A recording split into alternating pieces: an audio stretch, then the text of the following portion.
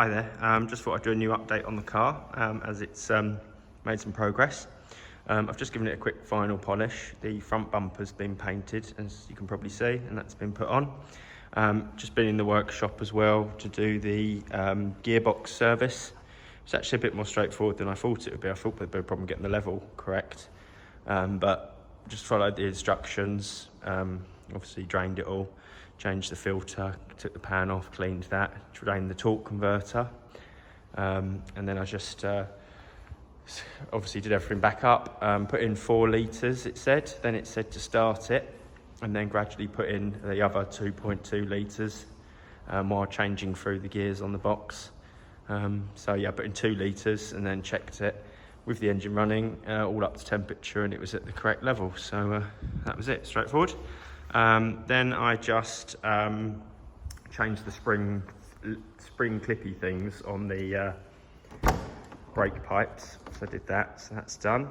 What else I've been doing? Both the rear window regulators, they're now replaced, so that's all working. I put extra sound deadening in the doors, so that's all done. They're all back on all correctly now, so they want to fit nicely. So did that, did both sides, and then I also took the passenger door card off again. Where I changed the door, it wasn't quite adjusted correctly, so it tilted a bit the window as it went up and down. So I sorted that, lubricated all the mechanism, and put sound deadening in that door. I've still got to do it on the driver's door, but I ran out of sound deadening, so I'll do that shortly. I've got a new clip and screw for there. So the C-pillar trim's on, that's done. I kind of bodged the aerial with some black sealant and a new cover, but it seems to be all right. So there's that, that's all done. Fitted upgraded headlamp bulbs today, so that's all sorted. And also installed a new radio. Just got one of the Blappant ones, you know, that kind of fit in with the look of the car.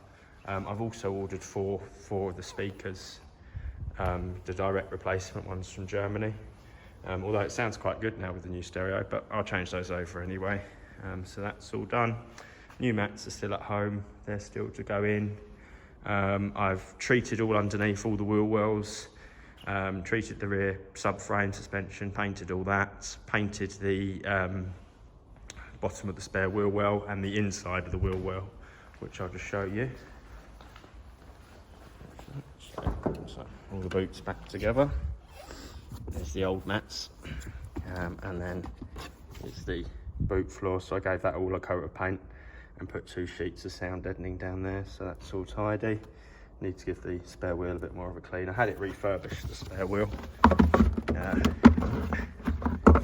Had it refurbished, but really need to put a new tyre on there, so that's all done.